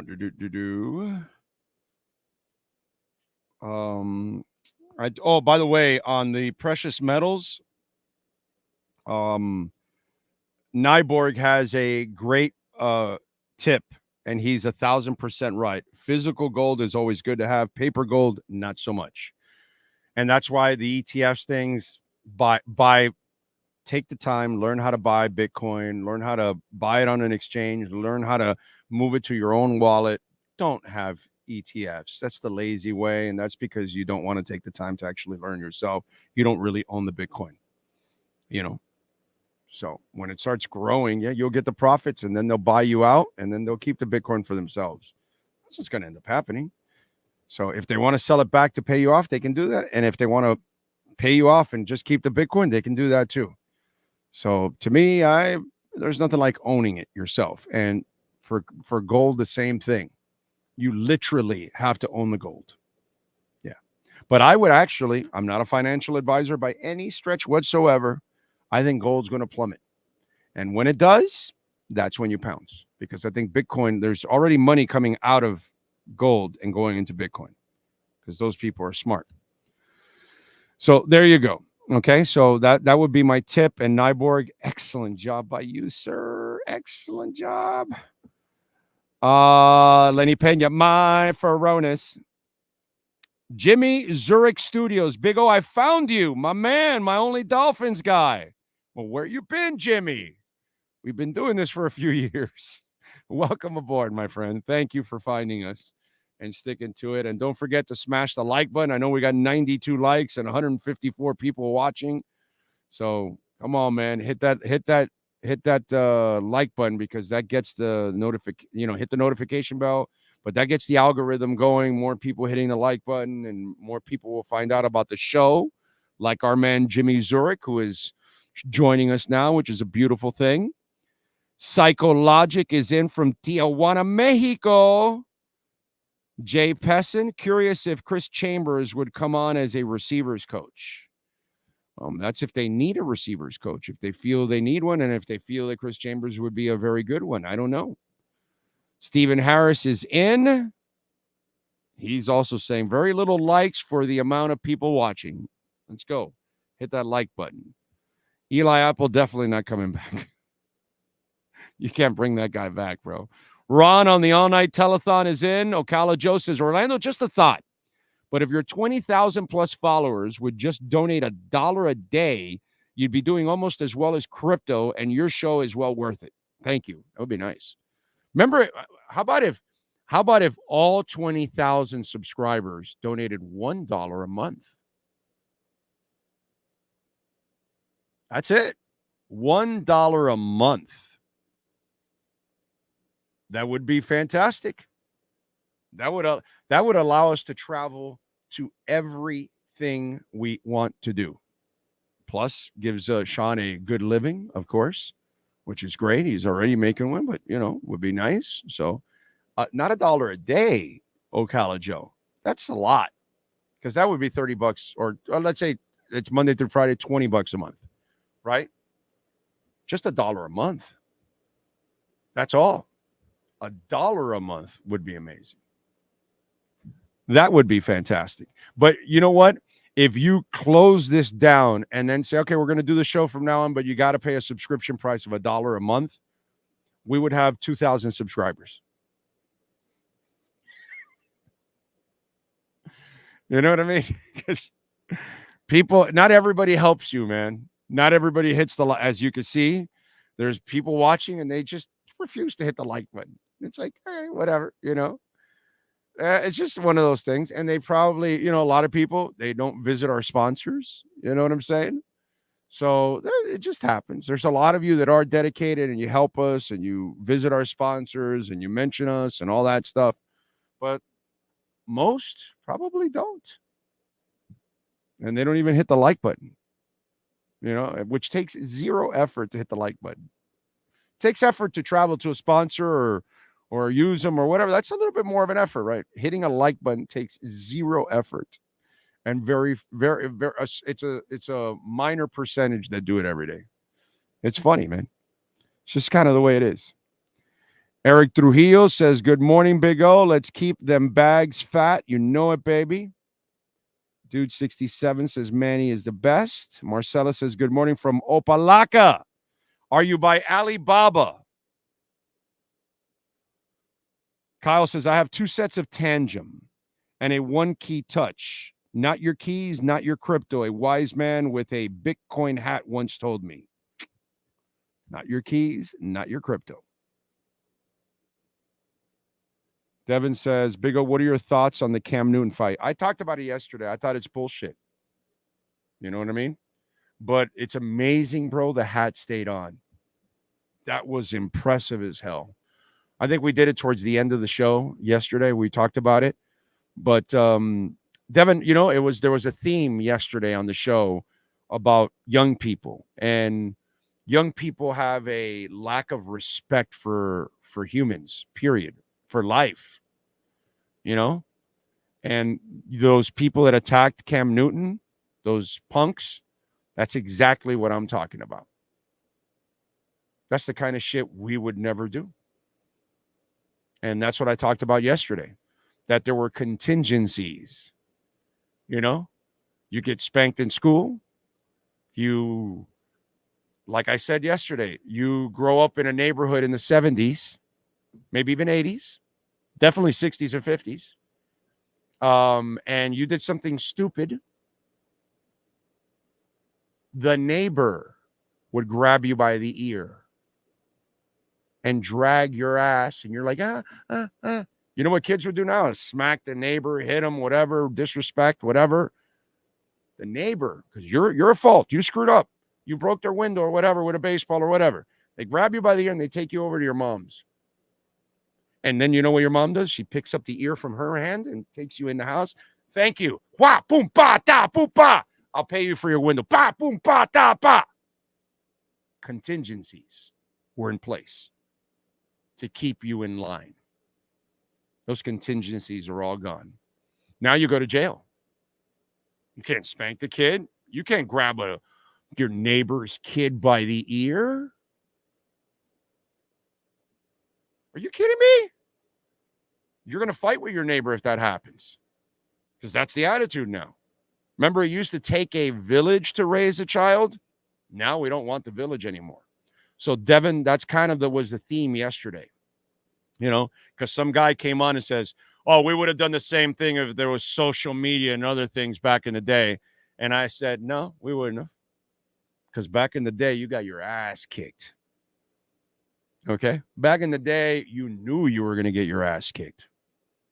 And so you developed a level of respect. Okay? You may be mad or whatever, but you developed a level of respect. So we would never do that shit to Cam Newton. No matter how badly dressed he is. The fact that hat stayed on, Devin, that was strong, bro. That was strong. That was the most impressive part out of it all. By the way, let's get to our 3A Graphics sports calendar. The great Alan Blanco in Hialeah, custom printing and embroidery. Last night, the Heat took down the Kings 121 and 110. No Himi, no Jovic, no problem. They're 32 and 25. They're playing like the way I like them to play. Bam Adebayo with 28 points on an efficient 11 of 18 shooting, 10 rebounds, 7 assists, 2 steals, and a block. Jaime Jaquez brought in 26 points on an incredibly efficient 12 of 17 shooting, 5 rebounds, and 3 steals. Caleb Martin added 16 points and 6 rebounds. And how about Wright? The young man came in with 13 points, 5 assists, 2 steals, and the part I like the most, 0 turnovers. That's what I like. I like that, Mr. Wright. Kevin Love added 19. Highsmith added 14. It was a nice night tonight. It's Portland at 10 o'clock. Tonight at 7, so we get to watch the hockey game at 7, and then we switch over to the basketball game. This is freaking awesome. I love it when it's like that. Sabres are at the Panthers, 7 o'clock face-off. Hey, the Canes, they're having a shitty season, and I know there aren't moral victories, but props to Larinaga and the boys. They played well last night against UNC. They lost, but they lost a respectable game, 75-71. O'Meara had 22 points. Bensley Joseph added 21. He shot lights out from three-point range, 5 of 8. So that was cool to see. I was proud of them. That I kind of expected a slaughter, to be quite honest. I really did expect a slaughter. So they hung in there. Wednesday, they take on BC at 7 o'clock, and then they've got FSU, and they wrap up the season. Tomorrow night, by the way, NSU is at the University of Tampa at 7 o'clock. The Sharks have won 10 in a row, and they're 7-2 on the road. So we'll see what happens tomorrow at 7 for the Sharks. That is your 3A Graphics sports calendar. All right. Let's see. From my point of view, when Sean used to post the shows for the week is go and like them all, I could find them easily. Now he posts them last minute, and I forget to hit the like button sometimes. Sorry. It's all right. But really, Steve, the most important thing is watch time. More than even liking the button, is letting it play and watching. That's really what is the most. The like buttons are awesome, but watch time is the most important, most precious thing you can do for us. So Tyreek Hill is taking up boxing and MMA, part of his offseason program. I think that's fantastic. I really do. Now, he was on this podcast, and he also talked about fighting, and he talked about taking on Jake Paul, and, he's friends with Jake Paul, apparently, and Dana White, who wants to talk to Dana White about getting in the ring, and all. To me, he was playing around, and by the way, his contract won't allow him to go box or MMA or anything like that, but I think the training is important. I think it's great for him. I think it allows him to work muscles, even though that guy's muscles on top of muscles. But it'll allow him to work muscles he normally doesn't work. And I think also body control. That's one of the things I like about taking MMA and not boxing, but more MMA, is I think when you're in the air and those kind of things, if you're taking stuff like karate, boxing, MMA, things like that, especially the MMA, maybe that might help you a little bit more with body control, right? And then the physical nature of the game, right? That's the other thing, since that's a physical sport, that will allow him to kind of train that way and fight off the line of scrimmage. Boxing, it's hand-eye coordination. MMA, hand-eye coordination. Last year, the Kansas City, DB ragdolled his ass. And he's probably saying, yeah, I got to do something to counter that. And this is what he's going to counter with, because you have a lot of hand battles going on at the line of scrimmage. The MMA and the boxing could end up helping him in that area also. So I think it's fantastic. The other stuff, he's just clowning around like he always does, because he's got a great sense of humor, and that's what he's all about. But I love the idea of adding the boxing and then the MMA to his regimen, because I think it can make him a better football player when it's all said and done. The other thing, one of the things I like about the Dolphins offseason, unlike, a lot of our writers who are trying to sensationalize how difficult this offseason is going to be and all that, and I told you, no, it's not. They're going to have flexibility. And even the cap went up even more than they expected, so they even have more flexibility. Like I told you, this is not going to be an issue to rebuild the team this year, okay? It's up to the front office to find the talent. That's all. That's their job, dude, so do it. And next year, it'll be a little difficult, but it'll be doable. It's 2 years from now when we start to really, the third year from now. Not this year, not next year, the year after. That's the one that I think really becomes a challenge. This year, options, baby. You're going to have options. You're going to have salary cap flexibility, right? And one of the things that I love about options, and I told you, I want Derrick Henry. And this is the offseason that's kind of playing into the Dolphins' hands. The salary cap went up 30 million, 12, 14 million more than expected. Boom. I'm hearing Drew Rosenhaus say silly shit like, whoa, we're going to have to slow walk this process for Connor Williams and take our time. Great, dude. That's not how it goes in free agency. The money dries up, the positions dry up, the options dry up. So go ahead. That plays right into the Dolphins' hands. And as I told you, the options continue for the Miami Dolphins. Plenty of options. I told you I want Derrick Henry. And now I'm telling you, Derrick Henry, Saquon Barkley, Josh Jacobs, Tony Pollard, Austin Eckler, DeAndre Swift, A.J. Dillon, Devin Singletary, Zach Moss, Gus Edwards, J.K. Dobbins. They're all free agents. And people don't pay running backs. So Derrick Henry is a free agent on a year where there's 4,000 running backs.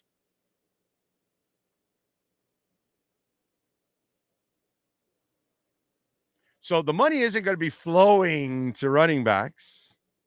So running backs are going to have to say, well, it's really not about the money because the money isn't, top notch, but it's really about situation. What's the better situation for me?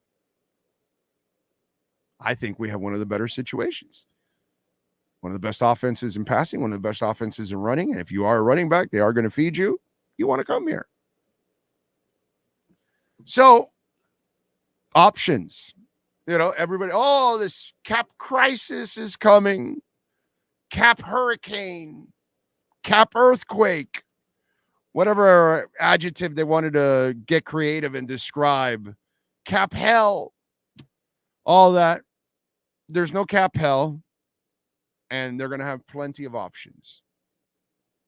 And at running back, you know, give me a little Derrick Henry, and I'm good. So I love how this is all working out for the Dolphins, to be quite honest. Instead of, I get it. It sells more clicks and all that to be negative and to scare people. And because our last two seasons haven't ended the way we want them to end, so it invites sensationalism. It invites the silly ass drama. And there you have it.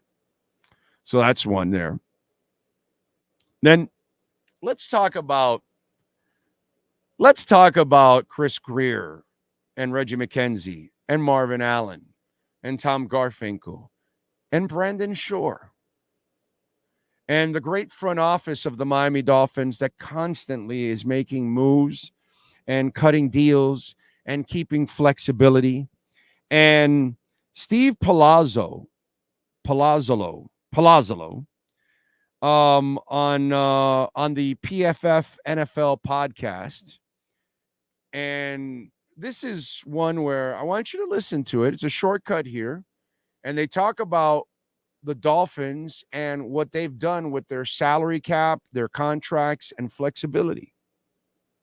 And I give Steve Palazzo credit because he's kind of doing some of the work that I've done, unlike some others in the media that aren't necessarily doing what, they're sensationalizing everything.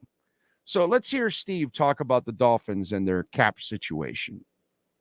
So the Dolphins are another team. When you look at cap space itself, 50+ million over the cap, they have the restructurability, obviously, to be cap compliant, but also have cap space. They have the most restructurability of any team.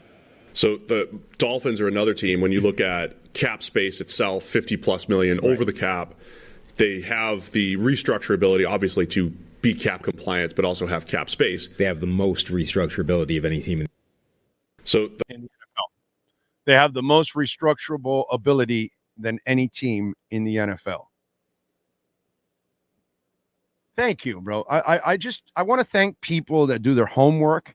I want to thank people that don't mislead you and lie to you and then create drama that isn't there. And then you're all, see, I hate to do this, but I'm going to do this. Okay. I'm a Dolphins fan. Most of the media doesn't give a shit about the Dolphins. They're not rooting for the Dolphins. Most of them weren't born here. And most of them just moved here for a job, and eventually they might be moving out for another job. So for them to sell you sensationalism and drama, they don't really give a shit how you feel. But I do. Because I'm you. I'm a media member, but I'm brutally honest that, hey, bro, I'm a hometown guy. I root for all the hometown teams. It's not going to stop me from saying you're screwing things up. Okay? All right? I don't give a shit if it's the Marlins or the Dolphins or Inter Miami or the Heat. Doesn't matter. Okay? I love Riley to death. I'll protect Riley. I'll be his left tackle forever. But if he does something wrong, I'm going to say it. You'll never hear me say get rid of Riley. Never hear me say that. Ever. So that's why, because I feel it too, just like you guys do. So I'm going to lie to you about something to get you emotional about it?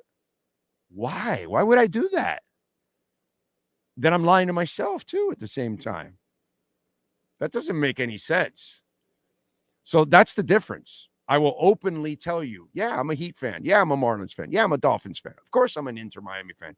Yes, I'm a Canes fan. Yes, FIU, FAU, and Nova. Yes, everything local. That's me. Panthers, give it to me. Let's go. But it's not going to stop me from telling you the Panthers are meow, meow, meow, meow, meow, meow, meow, meow 2 years ago, right? Weak, soft. They need to toughen up. It's exactly what they did. Not going to stop me. And that's the difference where I'm actually a media member that gives a shit about our local teams. Okay. I want them to win more than anything else. But so I'm not going to create drama where there isn't any. And that's why I told you this offseason is not a problem at all for the Dolphins. It's all bullshit out there. Total bullshit. It's either you don't know what's going on or you're just sensationalizing everything. I don't know what it is. You tell me, that's fine, but you're doing the wrong thing. So these are things we kind of work and we kind of go the extra mile for you guys. And that's kind of what we do on this show. And it's nice to see people actually do the right thing and say the right things about it. You can disagree and not like something or whatever, but you know, let's give people the right information, then let them decide for themselves. Right? That's kind of how it goes. Sadly, it's mostly the same young people that will defend Kodak Black for throwing rocks at a reporter. Whatever. I mean, it's just everything is just Kodak Black is a perfect example of just a person that's just an absolute moron that doesn't really respect. So, yeah. Northwest 119th and Northwest 32nd Avenue working at the old Winn-Dixie warehouse. All right, Marcellus. Hang in there, my brother. Good morning, Big O. And Sean, you had to know that Coach Spo would get the team together. He is one of the two best coaches in South Florida, the other one being Maurice for the Panthers. No, Spo is the best coach in South Florida. Okay? Best coach in South Florida by miles. By miles and miles and miles. Paul Maurice needs to win a Stanley Cup or two to start to catch up to Spo. But I understand what you're saying. Larinaga is ahead of Paul Maurice also, by the way, because he's been doing it a lot longer in this town.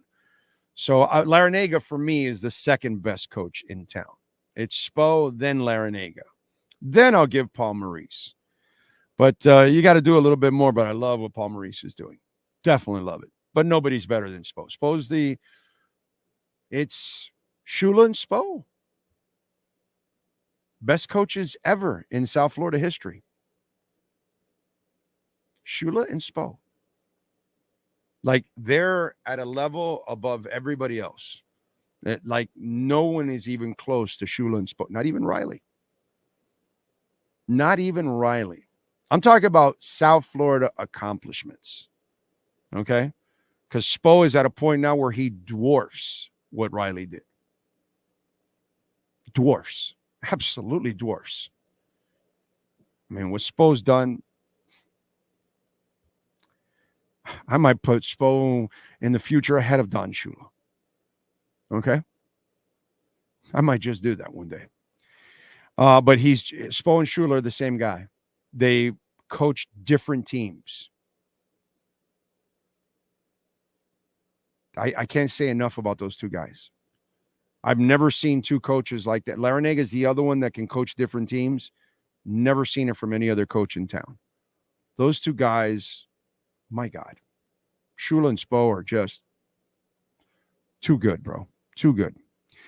Amen. Caught quite a few attitude adjustments from my pops back in the day. Now at 50 years old, I'm grateful for each one of them. Yeah, because we effed up. And we got our asses kicked. And we might have been mad at that moment, but we knew we deserved it.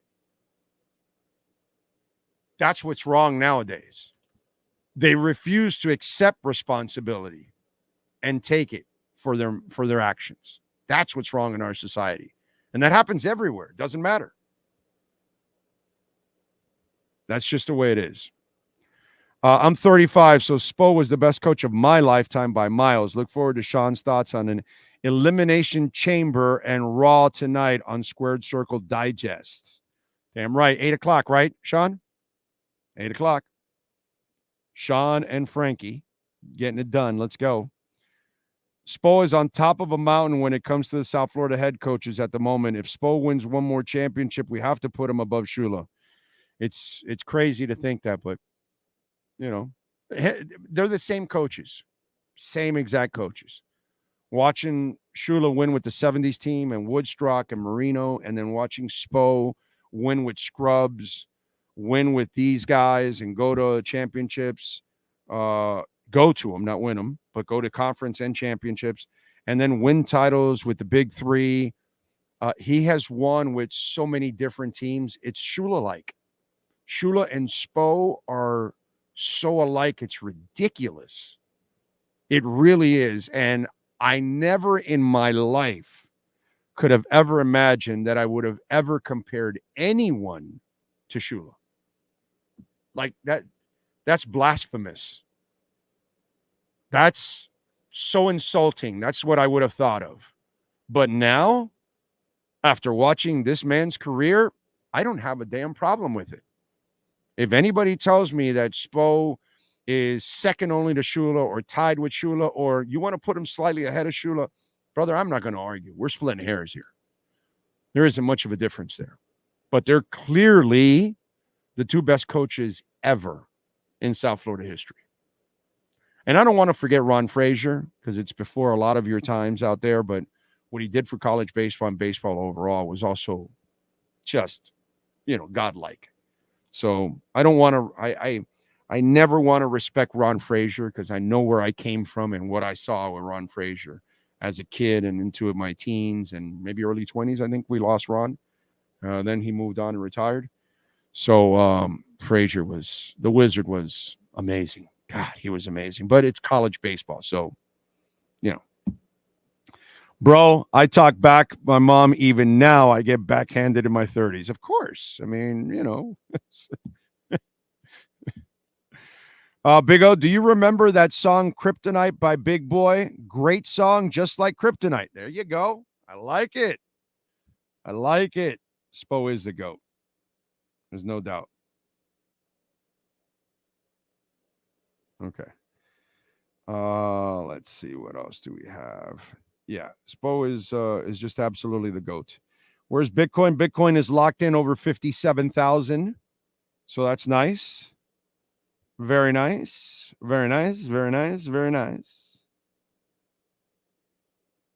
And let's give you the latest on what's going on in the crypto market.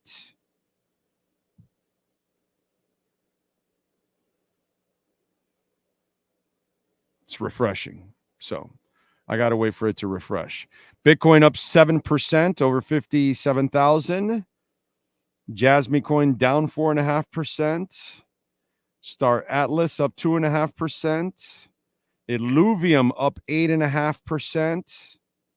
Shido up 6%. That's for me. That's most of you don't know anything about Shido. That's under the radar one that I've been following. Tectum up 6% to $33. We gave you Tectum at $20, by the way. We gave you on January 2nd Tectum at $20.81 and is at $33.31. Okay. Rollbit. Where is Rollbit?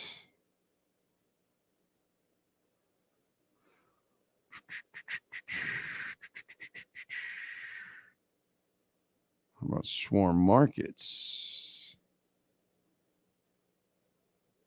I'm having trouble finding all of these. How about Ondo? Where's Ondo? Ondo up 6% to 45 cents. We gave you Ondo at 22. So you're already 100% on Ondo. How many of you got into Ondo? Because a bunch of you responded that day at 24 cents. I'm sorry. And now it's at 45 cents. I'm sorry. So almost not 100%, but like 80. Alephium. How many of you got Alephium when I told you? Where is Alephium?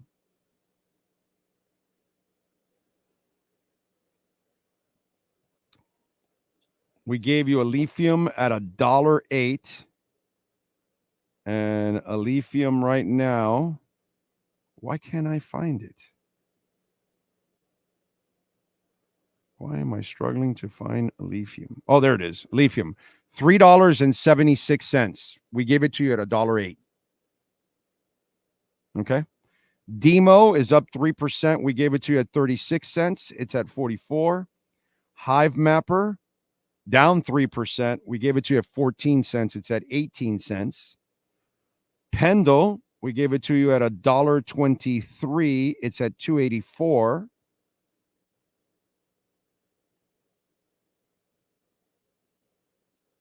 What else? Oh, Rollbit, by the way, is at 16 cents. And we gave it to you at 14. So you're making money on most of these, by the way, that we gave you on January 2nd. How about that? Huh? How about that? There you go. All right. Ah, yes. All right, let's do it. We got to take a break. We're going to wrap it up here. We thank David Furones and Manny Navarro. We thank, of course, the man, the myth, the legend that is Sean Stanley. Noon, I'm on with Perkins on this at the South Florida Sun Sentinel. So you can catch us there on the Sun Sentinel YouTube page, whatever it is. So we're on at noon in about 8 minutes.